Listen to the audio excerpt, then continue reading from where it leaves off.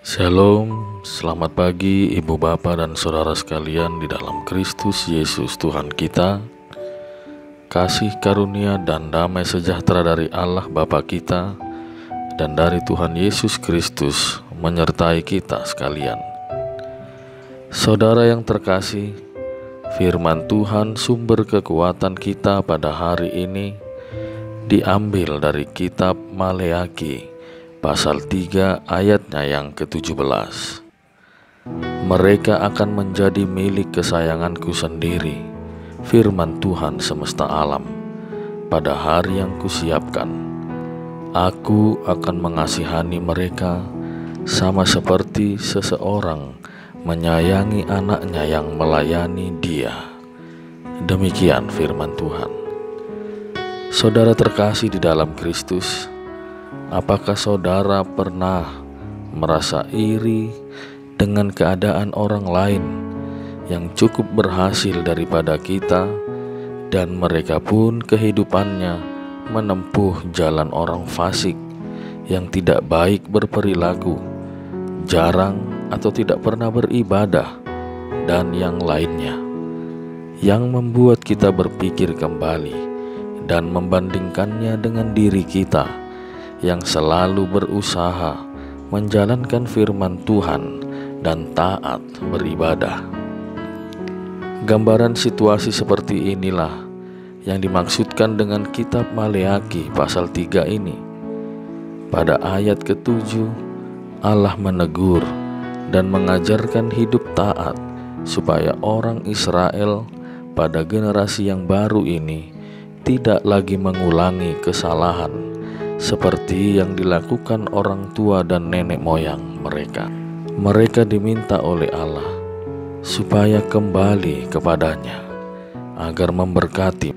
Hal pertama yang harus mereka lakukan ialah kembali ke dalam rumah Tuhan.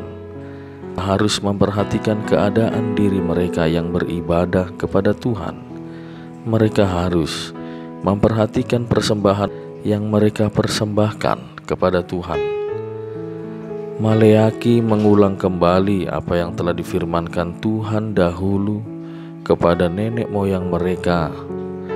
Dan pada zaman Maleaki ini, ia diminta oleh Tuhan untuk mengingatkan kembali bangsa Israel agar tidak terlalu menghinakan peribadahan dan persembahan kepada Tuhan.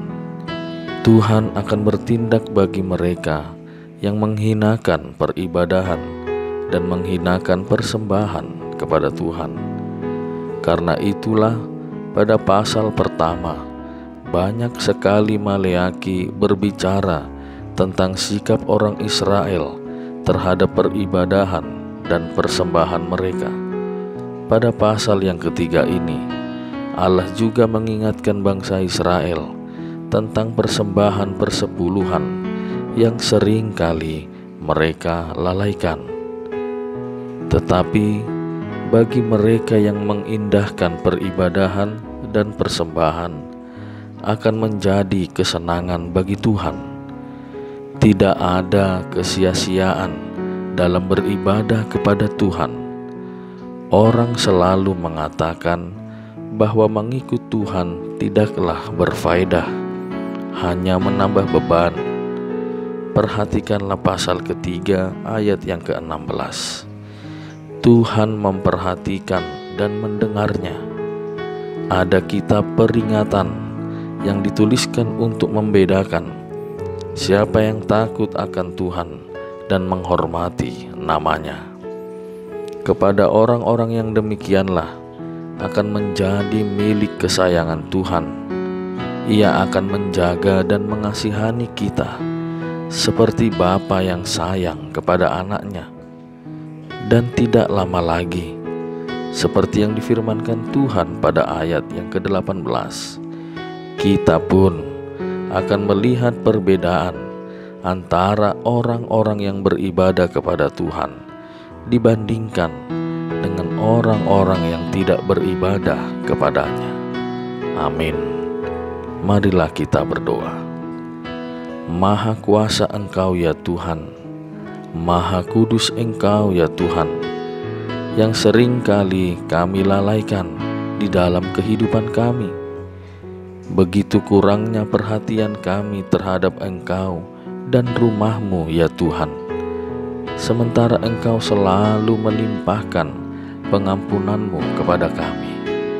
Kasihanilah kami, supaya Engkau tidak menangguhkan kesalahan kami kepada anak-anak kami.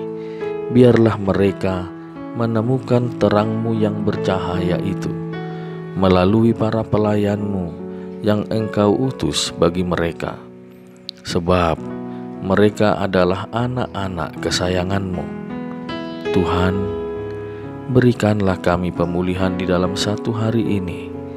Berkatilah hasil pekerjaan tangan kami, dan terimalah doa persembahan syukur kami ini, demi anak-Mu Tuhan Yesus Kristus. Amin.